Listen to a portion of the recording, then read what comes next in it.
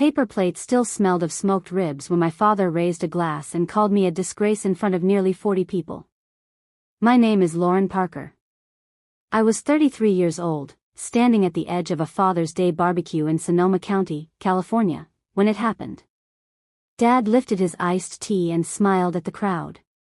"I'm proud of all my children," he said. Then his eyes landed on me. Well, all except the disgrace. People laughed awkwardly. Nobody defended me. Nobody even looked surprised. I didn't argue. I simply smiled, placed a plain manila envelope beside his plate, wished him a happy Father's Day, and walked away. I had almost reached my car when I heard the screen door slam behind me. A second later, my father's voice exploded across the yard. The kind of scream that makes neighbors step onto their porches. But to understand what was inside that envelope, we need to go back 4 years. Back to the day my mother died. At the time, I owned a small accounting firm in Santa Rosa. Nothing glamorous. Just long hours, coffee that was always cold, and clients who showed up carrying shoeboxes full of receipts. That morning I was helping a vineyard owner fix a tax mistake that could have cost him thousands of dollars. By noon the problem was solved. By afternoon I was driving toward my childhood home. I almost turned around 3 times. Every Father's Day felt the same. 40 minutes of driving. 3 hours of being ignored. Then 40 minutes home. Still, I went. Not because of my father. Because of my mother. The Parker Ranch sat outside Petaluma on 70 acres of rolling hills. To anyone passing by, it looked perfect. White fences. Red barn. Oak trees scattered across golden grass. The kind of California property people dream about. But appearances lie. I parked at the far end of the driveway, away from everyone else. Old habit. The body remembers rejection long after the mind tries to excuse it. Inside my purse was a small metal box. I had carried it for nearly 2 years. Today was the first time I had brought it back to the ranch. At the entrance, my older brother Ryan greeted guests like he already owned the place. He shook hands. Told stories. Introduced people to his future plans for the ranch. His wife Melissa followed close behind, smiling at everyone. Especially when she made little comments meant only for me. "Nice to see the family members who actually show up," she said loudly. Then she smiled as if it were a joke. My father stood near the grill. Tall. Gray-haired. Still carrying himself like the king of his own kingdom. When he saw me, he gave a tiny nod. No hug. No smile. Just acknowledgement. The same way you'd acknowledge a stranger. I grabbed a plate and stayed quiet. That's what I do best. I watch. And before long, I noticed something strange. Ryan kept pulling Dad aside. Whispering things. Showing him papers. Dad listened carefully every time. Then nodded. Whatever Ryan was selling, my father was buying. At the time, I didn't know that those conversations would destroy everything my family believed about me. And everything they believed about Ryan. You don't become the family disgrace overnight. It happens slowly. One accusation at a time. One misunderstanding that nobody wants to correct. 4 years earlier, my mother, Diane Parker, was dying of cancer in the front bedroom of the ranch house. While everyone focused on her illness, another disaster was quietly growing. The ranch was drowning in debt. I knew because I was the only person in the family who understood financial statements. The mortgage was months behind. Equipment loans were worse. Several accounts were already in collections. And my brother Ryan had a solution. At least that's what he called it. One evening he stood beside my mother's bed and confidently explained his plan. A friend from Fresno was launching an agricultural investment project. According to Ryan, it was guaranteed to double their money within a year. All Dad had to do was borrow against the ranch and invest. Problem solved. Everyone loved the idea. Everyone except me. I asked questions. Who was the investor? Where was the contract? Who audited the business? What happened if the project failed? Ryan's smile disappeared immediately. He accused me of being negative. Then selfish. Then heartless. My father didn't defend me. Neither did anyone else. I had spent 2 nights preparing projections showing exactly how much money could be lost. I brought the paperwork with me. Dad glanced at the folder for less than a second before pushing it aside. "We don't need spreadsheets right now," he said. "We need faith." The room went silent. And that was the moment everything changed. Ryan became the son trying to save the ranch. I became the daughter who cared more about numbers than family. The investment moved forward anyway. 6 months later, it collapsed. The investor vanished. The money was gone.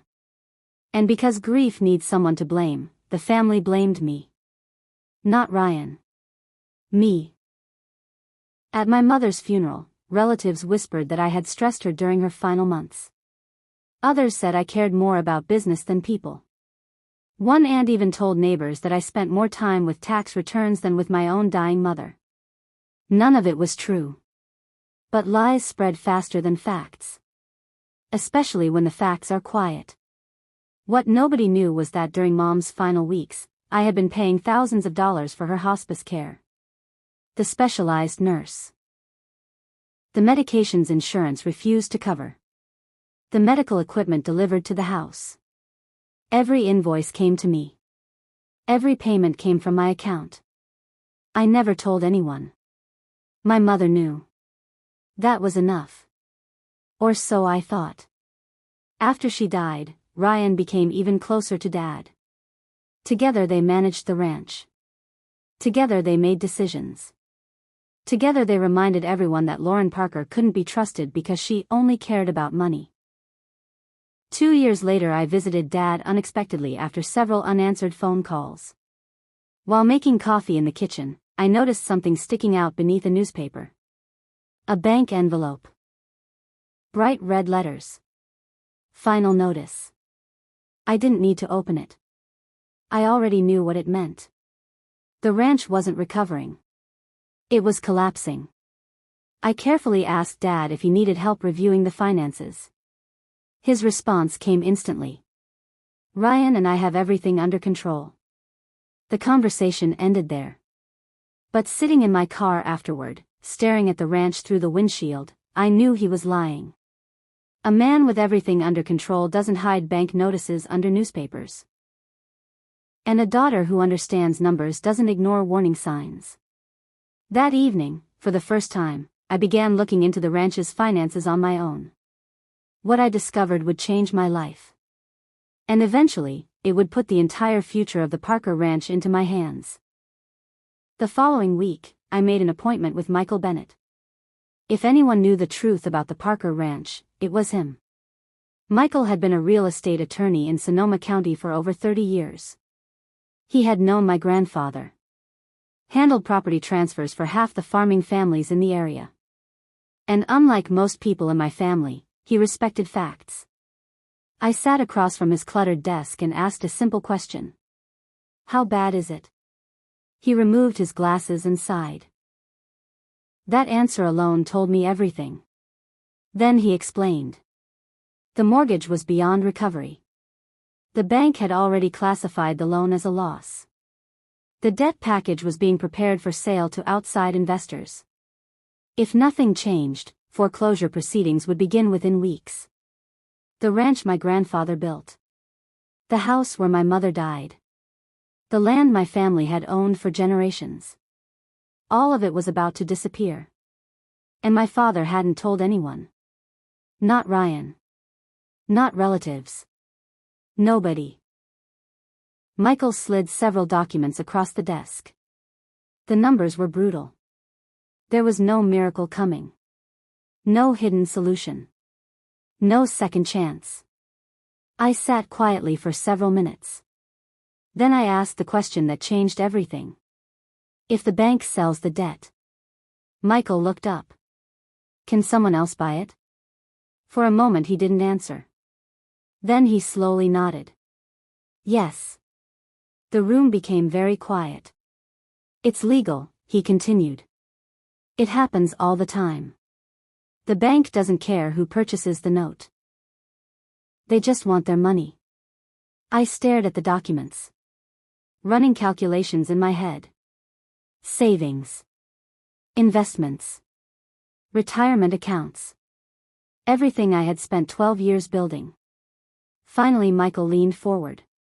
Lauren, are you thinking about doing this yourself? I didn't answer. Because the truth was already forming inside my mind. The answer was yes. Over the next month I liquidated nearly everything. I emptied savings accounts. Borrowed against my office building. Sold investments. Postponed every personal plan I had. It wasn't enough to make me rich anymore. But it was enough to save the ranch. The day we finalized the transaction, I signed papers for nearly 2 hours. When it was over, the bank received full payment. The foreclosure stopped. The auction was cancelled. And ownership of the debt transferred into a private trust created specifically for the property. A trust controlled by me. Legally, my father still lived there. Nothing changed for him. No payments. No eviction notices. No collectors. No pressure. The ranch simply continued existing. As if the crisis had never happened. Exactly the way my mother would have wanted. Michael looked at me after the final signature. You know, they may never find out what you did. I smiled. They don't need to. And I meant it. At least then. Because I wasn't trying to earn gratitude. I wasn't trying to prove anyone wrong. I was trying to save my family's home. Even if my family hated me. For nearly 2 years, nobody suspected a thing. Dad continued living. Dad continued living on the ranch. Ryan continued acting like the future owner. Relatives continued calling me selfish. And every holiday I sat quietly through the comments. The jokes. The insults. The whispers. Knowing that the only reason the ranch still existed was because of a decision nobody would ever thank me for. Then one afternoon, while attending another family gathering, I overheard something that made my stomach drop. Ryan was speaking with 2 cousins near the barn. He sounded excited. Confident. Like a man who had already won. When Dad finally signs the last papers, he said, everything will be transferred and we can move forward. Transferred. Not inherited. Transferred. Now. Something about the way he said it sent a chill through me. Because people planning to preserve family land don't talk like that. People preparing to sell it do. And for the first time in 2 years, I started to wonder whether saving the ranch had only delayed a different disaster.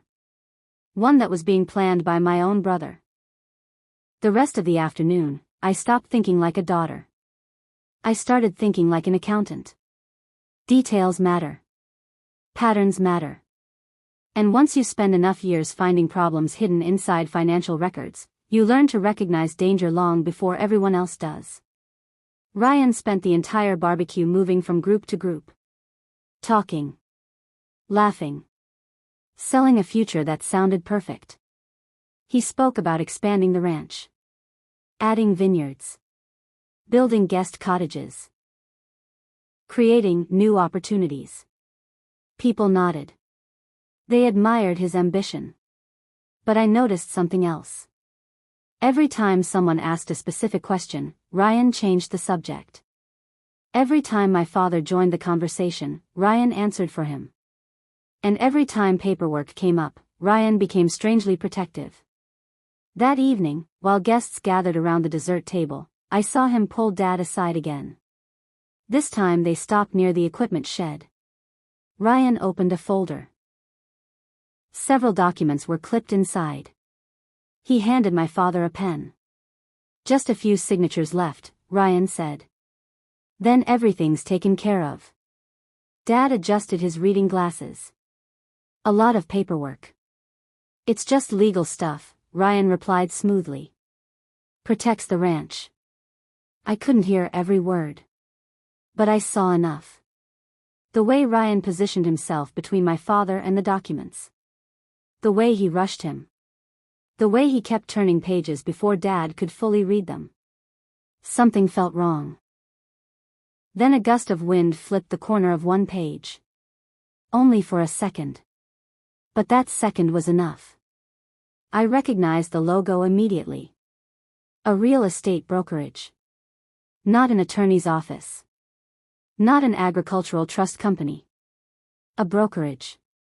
The kind that specializes in land sales. My pulse quickened. Dad lowered the pen toward the paper. Without thinking, I stepped forward. Dad, wait. Both men turned. Ryan snapped the folder shut instantly. The reaction told me everything. My father frowned. What is it now, Lauren? Can I see those papers? Ryan laughed. A little too quickly. Family business. The same phrase I'd heard my entire adult life. The same phrase used whenever someone wanted me excluded. Dad waved a hand impatiently. We'll handle it. Then the folder disappeared under Ryan's arm and the moment was gone. But my suspicion wasn't. An hour later I was standing near the drinks table when Ryan's wife, Melissa, began talking to one of my aunts. She didn't realize I was close enough to hear. Once everything is signed over, Melissa said excitedly, we can finally get what we're owed. My aunt smiled. About time. Signed over. Not protected. Not preserved. Signed over. The pieces clicked together instantly. Ryan wasn't preparing to inherit the ranch someday. He was arranging control now. And control meant power. The power to sell. The power to borrow. The power to do whatever he wanted. I needed proof. Not suspicion. Proof. My opportunity came after sunset. Most of the guests gathered outside for cake and coffee. The house was nearly empty. I slipped inside through the kitchen door. The same kitchen where my mother used to bake pies. The same kitchen where I'd found the foreclosure notices years earlier. And there it was. The folder. Lying on the table beside my father's keys. I stared at it for several seconds. Then I opened it. The first page made my blood run cold. It was a listing agreement. The Parker Ranch. The house. The barns. Every acre. All scheduled for sale. But that wasn't the worst part. The asking price was far below market value. The kind of price used when someone wants a quick sale. Desperately quick. Then I reached the signature page. And my entire world stopped. The seller wasn't listed as my father. The signature line read. Ryan Parker, acting under power of attorney. I stared at the page. Then the next one. And the next. Everything became clear. Months earlier, Ryan had convinced Dad to sign limited legal authority documents. Dad thought they were for estate planning. Routine paperwork. Instead, Ryan was using that authority to sell the family ranch without fully explaining what was happening. The signatures he wanted tonight were simply the final pieces. The deal was almost done. And my father had no idea. I quickly photographed every page with my phone. Then returned everything exactly as I'd found it. When I walked back outside, nobody noticed. But everything had changed. Because now I knew the truth. And Ryan had absolutely no idea that the one thing standing between him and that sale was me. I waited until nobody was paying attention before walking behind the barn. The signal was stronger there. My hands were steady as I dialed Michael Bennett. It was Sunday evening. I honestly expected voicemail. Instead, he answered on the third ring. Lauren? Sorry to bother you, I said. But I think Ryan is trying to sell the ranch. Silence. Then his voice sharpened immediately. What happened? I explained everything. The folder. The listing agreement. The power of attorney. The low asking price. The brokerage. The signatures. When I finished, Michael asked 3 quick questions. The name of the brokerage. The date on the agreement. Whether the property description matched the entire ranch. I answered all 3. Another long silence followed. Finally he spoke. If those documents are legitimate and he finds a buyer, the process could move very quickly. How quickly? 30 to 60 days. I closed my eyes. 30 to 60 days. After everything I had sacrificed to save the ranch, Ryan was preparing to sell it for less than it was worth. Not because he needed to. Because he wanted the money. Michael continued. Does your father understand what he's signing? No. Then that's even worse. I leaned against the barn wall and looked toward the hills glowing orange in the setting sun. The ranch looked peaceful. Beautiful. Exactly the way my mother remembered it. And completely unaware that it was standing on the edge of another disaster. Then Michael asked the question that mattered most. Ryan knows about the trust? I almost laughed. No. Then he has a serious problem. For the first time all evening, I felt calm. Because Ryan had built his entire plan on a false assumption. He believed the ranch could be sold. Legally, it couldn't. Not without me. 2 years earlier, when I purchased the debt and placed it into the trust, everything changed. My father still held title. He still lived there. But the property carried obligations attached to that trust. Any legitimate sale would trigger title reviews, legal disclosures, and financial verification. The moment professionals examined the paperwork, they would discover something Ryan never expected. The transaction couldn't proceed without resolving the trust's interest. And the person controlling that trust was me. The daughter everyone called selfish. The daughter everyone ignored. The daughter Ryan believed had no power at all. Michael listened quietly before speaking again. So what do you want to do? It was a fair question. Because I had options. I could remain silent. Let Ryan continue. Eventually the title search would expose everything. The sale would collapse on its own. The buyer would walk away. Ryan would look foolish. And my father would never know how close he had come to losing the ranch. For 2 years that had been my approach. Protect the land. Say nothing. Carry the burden alone. Exactly the way my mother had asked. But sitting there behind the barn, I realized something. My mother had asked me to protect the ranch. She had never asked me to protect the lies. There was a difference. A very important difference. For years, everyone had believed Ryan was the responsible son. For years, everyone believed I was the problem. And every time I stayed silent, that story became stronger. Maybe silence had protected peace. But it had also protected deception. I thought about the hospice bills. The foreclosure. The trust. The sacrifices. Everything hidden. Everything forgotten. Then I thought about my father standing proudly in front of neighbors, praising the son who was quietly trying to sell the family's legacy. And for the first time in years, I felt something shift inside me. Not anger. Clarity. I wasn't obligated to keep carrying someone else's lie. When I returned to the party, I found Dad standing alone near the dessert table. For once Ryan wasn't beside him. This was my chance. Dad, I said quietly. He looked up. Before he could speak, I continued. Before you sign anything else tonight, please let me review the paperwork. Just 5 minutes. That's all I asked. For a moment, something softened in his expression. A tiny crack in the wall between us. Then a familiar voice interrupted. Ryan. Appearing out of nowhere. Smiling. Watching. And just like that, the moment disappeared. What happened next would change everything. Ryan appeared beside my father so quickly it was almost impressive. Like he had been watching us the entire time.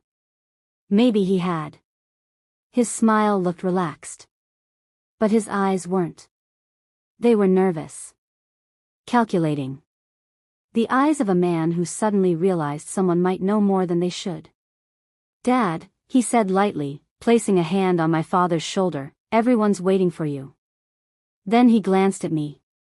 Everything okay here? The question sounded harmless. It wasn't. My father straightened immediately. Whatever brief opening had existed between us disappeared. I tried one last time. Dad, please. Just let me see the paperwork. Ryan laughed softly. Lauren, it's handled. I'm not talking to you. The smile vanished from his face. For a second the real Ryan showed through. Cold. Annoyed. Dangerous. Then he recovered. Dad doesn't need another lecture. Several relatives nearby had already started listening. My father noticed. And unfortunately, my father always cared about appearances.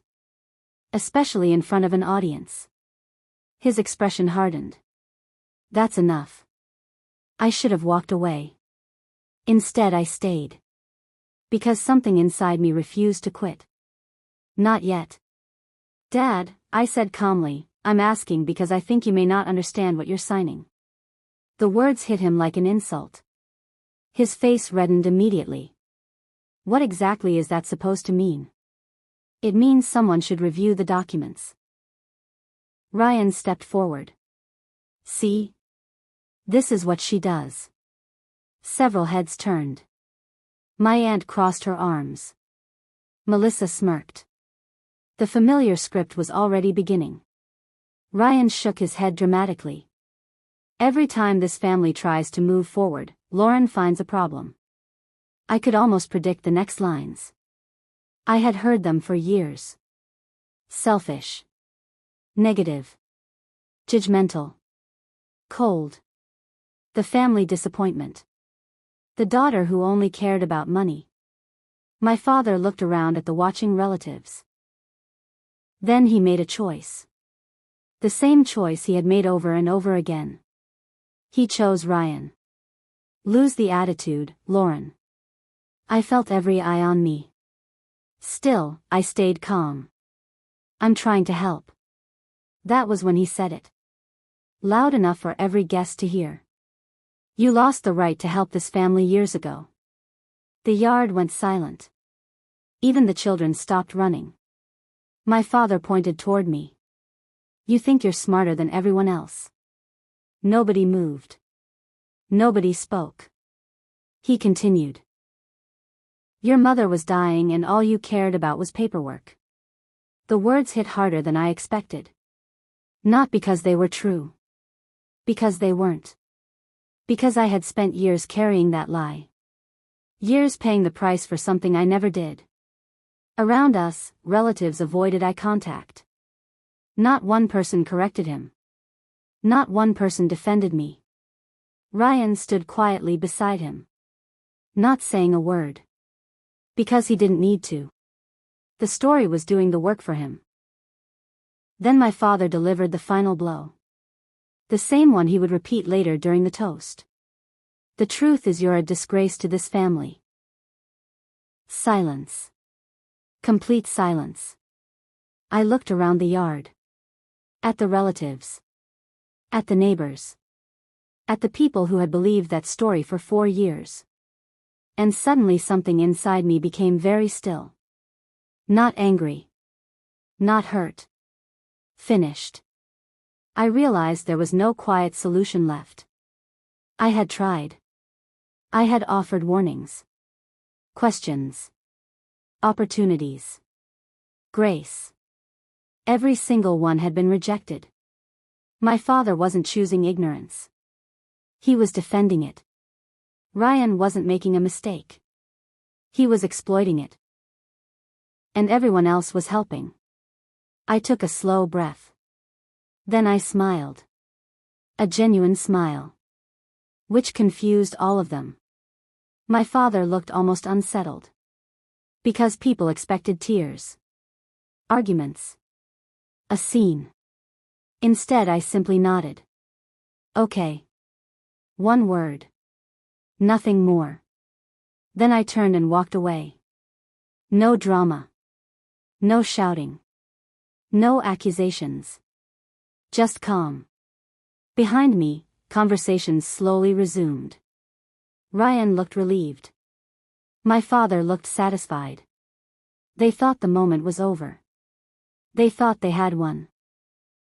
What neither of them understood was that something had changed. I was finally done protecting their version of the story. And once I stopped protecting it, the truth would only need a few pieces of paper to destroy everything.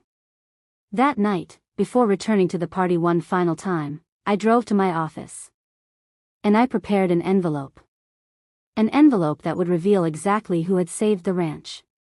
And exactly who had been trying to sell it. I left the ranch before sunset. Nobody tried to stop me. Most people didn't even notice I was gone.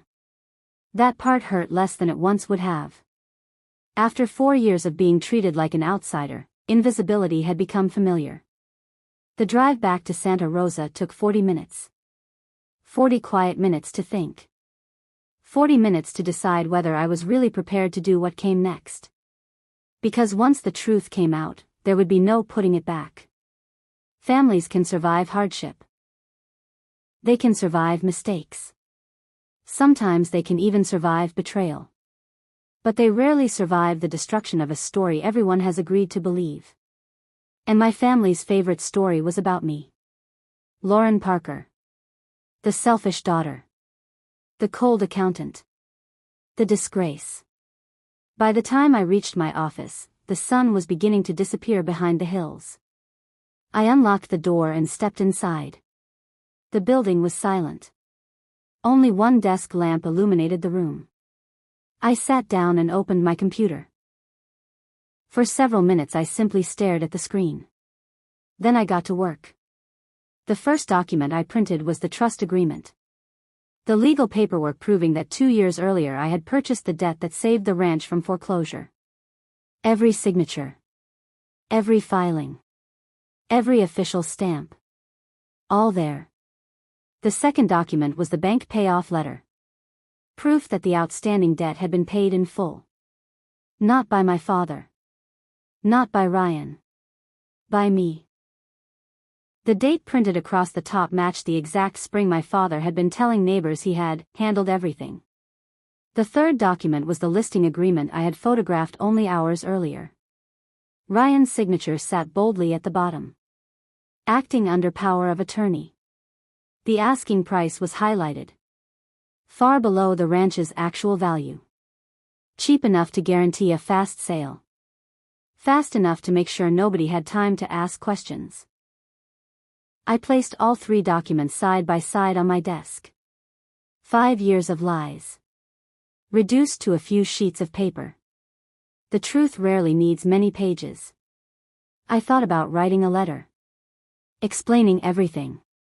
Telling my father how many times I had tried to help. How much money I had sacrificed. How much damage his words had caused. But eventually I closed the blank page. There was nothing left to explain. The documents would speak for themselves. Facts always do. I slid the papers into a large manila envelope. Then I picked up a black pen. For several seconds I stared at the front. Finally, I wrote 4 simple words. Happy Father's Day, Dad. Nothing else. No accusation. No bitterness. No speech. Just the truth waiting inside. I sealed the envelope and leaned back in my chair. The office felt strangely peaceful. Like the moment before a storm arrives. For the first time in years, I thought about my mother. Not her illness. Not her funeral.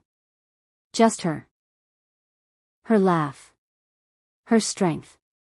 The way she always seemed to understand people better than they understood themselves. A memory surfaced. One afternoon, shortly before she died, she had squeezed my hand and smiled. "Some people carry the family," she had said softly. "They just don't always get credit for it." At the time I hadn't understood.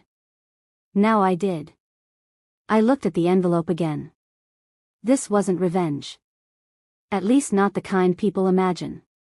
I wasn't trying to humiliate my father. I wasn't trying to destroy Ryan. I was simply done carrying the weight of their lies. The truth deserved a seat at the table.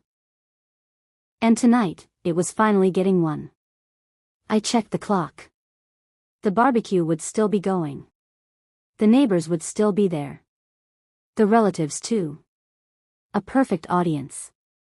Not for a confrontation. For a revelation. I picked up the envelope. Turned off the office light. Locked the door behind me. And started driving back toward the ranch. By the time I arrived, the sky had turned gold. Citronella candles flickered across the yard. Laughter drifted through the evening air. Everything looked peaceful. Beautiful. Normal. Which made what was about to happen even more powerful. Because in less than 30 minutes, my father would stand up to make his Father's Day toast. And when he did, he would call me a disgrace one final time. Only this time. I would be ready. By the time I returned to the ranch, dusk had settled over the hills. The crowd had grown smaller. Most of the neighbors were preparing to leave. Only close family and a handful of longtime friends remained. String lights glowed above the patio. Citronella candles flickered against the evening breeze. Everything looked warm. Comfortable. Almost perfect. I parked at the far end of the driveway, just as I always did. Then I walked toward the gathering with the envelope in my hand. Several conversations quieted as I passed. People had spent years talking about me. They just weren't used to talking to me. Ryan noticed me first. For a brief moment, something flashed across his face. Concern. It disappeared almost immediately. But I saw it. Somewhere deep down, he sensed trouble. He just didn't know what kind. At the head of the long table, my father sat surrounded by relatives. Laughing. Telling stories.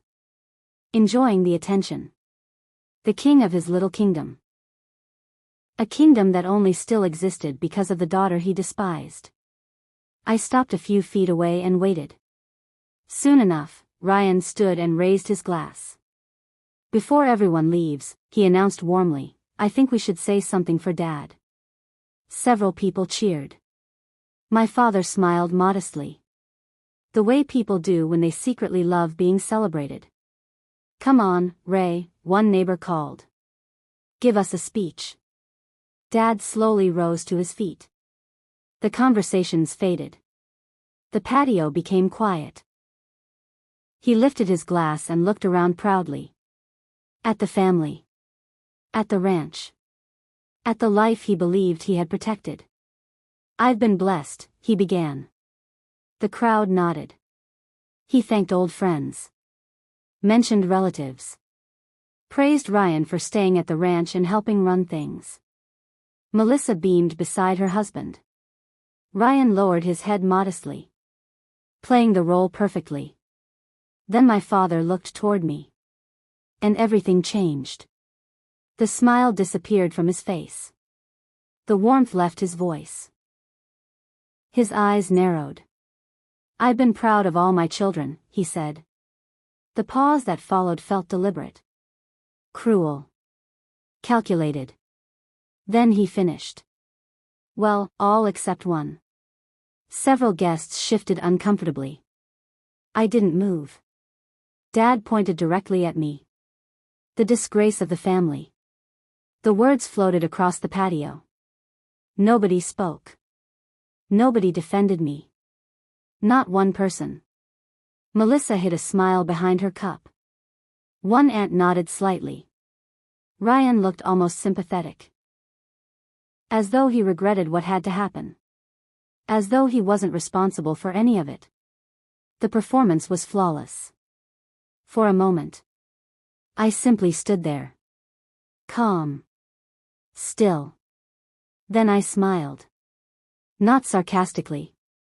Not bitterly. Just peacefully. That seemed to confuse everyone. Because they expected anger. Tears. A scene. Instead, I walked toward the table. The crowd watched every step. My father stared at me suspiciously. I stopped beside him.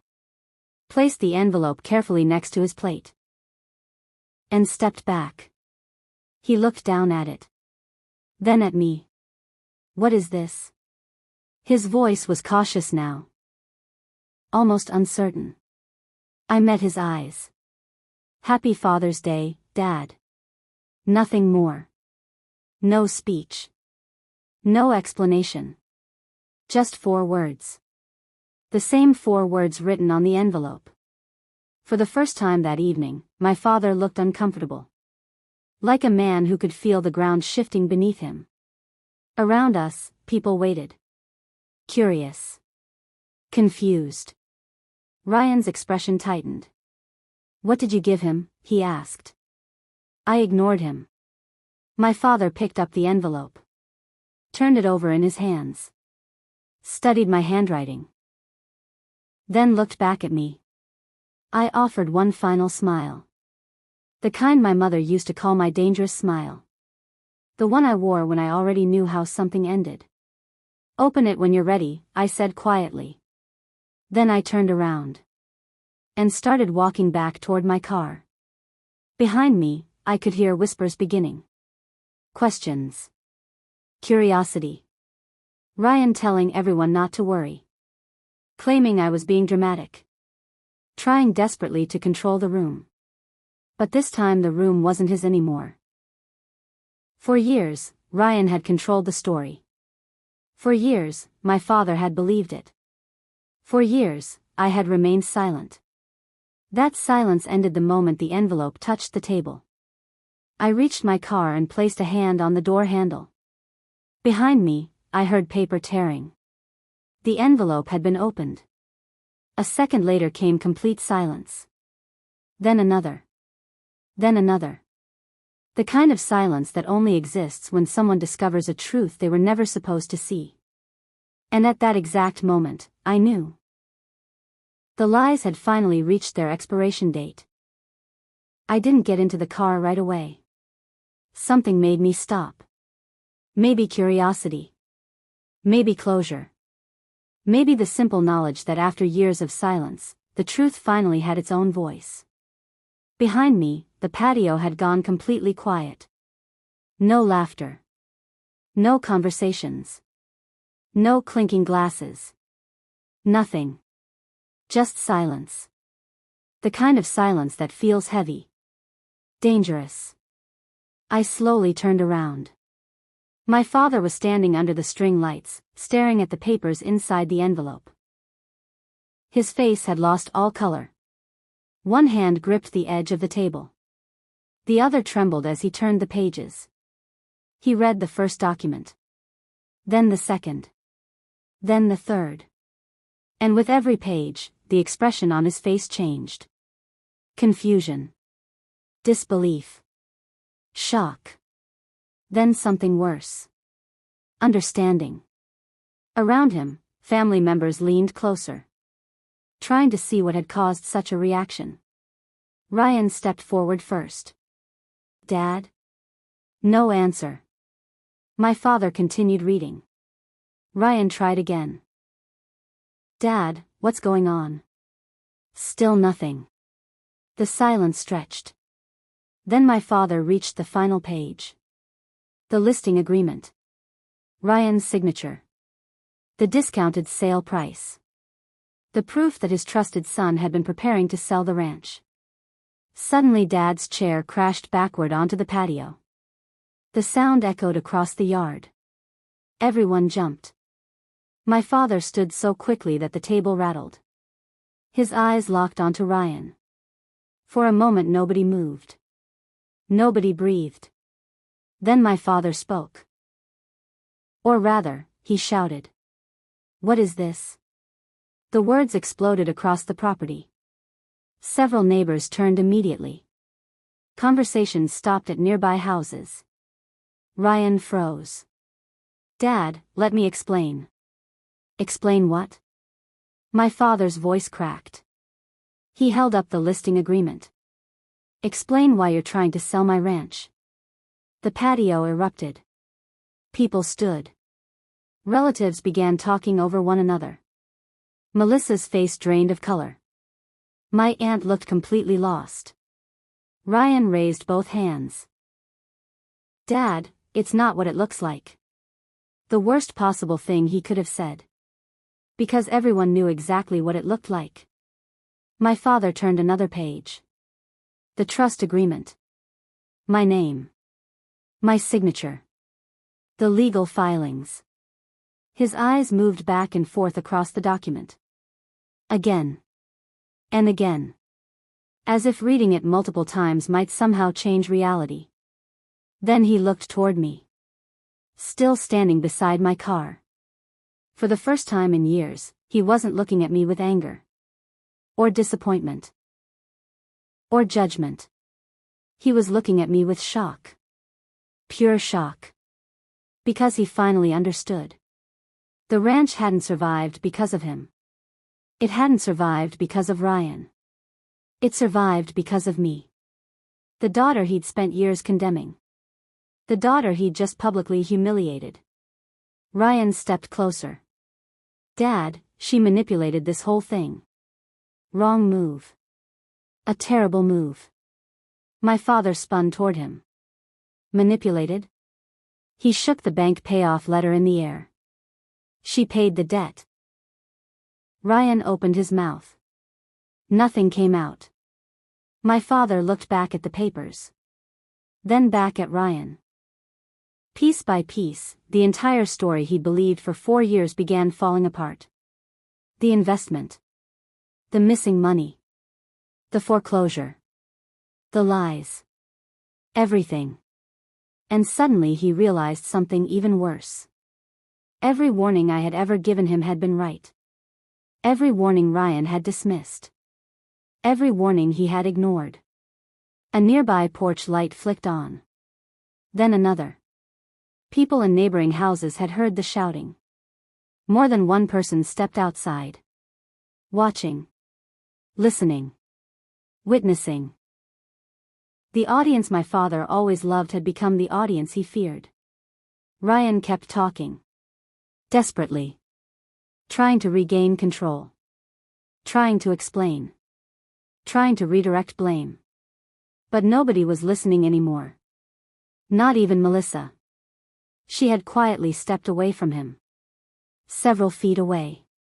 The distance said everything. For years Ryan had been the golden son. The trusted son. The future of the family. Now that image was cracking in real time. And everyone could see it. Then my father finally shouted the one word that echoed across the entire property. Meredith. He stopped himself. Confused. Overwhelmed. Then corrected himself. Lauren. My actual name. The name he hadn't spoken with warmth in years. The name buried beneath all the labels he'd given me. I looked at him across the yard. And for the first time, he looked like a man who had absolutely no idea what to say next. My father stood frozen beneath the string lights. The documents trembled in his hands. Around him, the entire patio had fallen silent. Nobody knew what to say. Not the relatives. Not the neighbors. Not even Ryan. Especially not Ryan. For years, everyone had believed the same story. That Ryan was the loyal son. That I was the selfish daughter. That I cared more about numbers than people. And now those papers had destroyed that story in less than 5 minutes. My father looked at me from across the yard. For the first time in years, there was no anger in his eyes. Only confusion. Regret. And something that looked dangerously close to shame. Lauren. My name sounded strange coming from him. Almost unfamiliar. I waited. The evening breeze moved through the oak trees. Nobody spoke. Finally he took a step toward me. Then another. The papers still clutched tightly in his hands.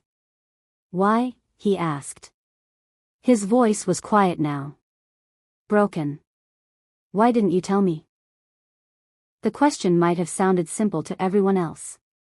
But to me it carried 4 years of history. 4 years of rejection. 4 years of accusations. 4 years of being blamed for things I never did. I looked at my father. Then at the ranch behind him. The house. The barn. The land my mother loved.